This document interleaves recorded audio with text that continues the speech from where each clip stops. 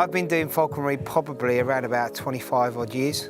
I got into it through a friend of mine that I used to work with at the House of Commons when I was a chef there who was into falconry. And I didn't really think that falconry was something that was done by people anymore. I thought it was a lost art until he sort of started telling me about what he did, where he went and the birds that he flew. And it sort of sparked a thing in me to find out more.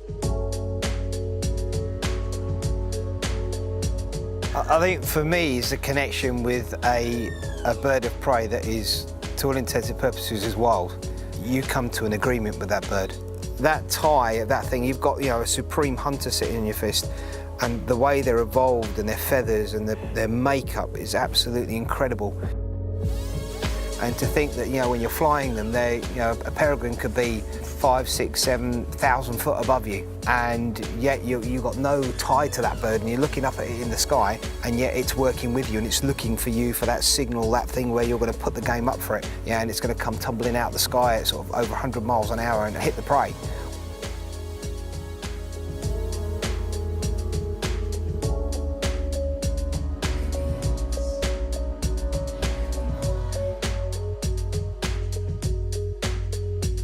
Falconry is an intrinsic part of our heritage in this country, but not only in this country, but all over the world. It's said here that in this country, falconry came here through the Crusades, and the Knights of the Crusade that brought falconry back here as a way of basically hunting and flying birds and basically catching quarry.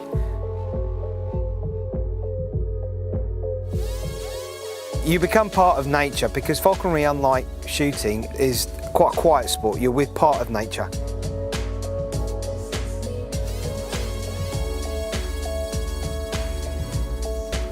It's hard to keep people aware of falconry, and what we've got to do is we've got to ensure the future of falconry. We've got to ensure that basically the youngsters take an interest about birds of prey and take an interest about the heritage and the whole way that the world is connected through falconry, and something that people have done for eons and generations and generations. The game fair and other game fairs around the country, basically, they've done a phenomenal job in the inclusion of falconry as a field sport, and long may it continue. You're going to see a lot more falconry, a lot more of the traditions of falconry being in there, a lot more education going on in there.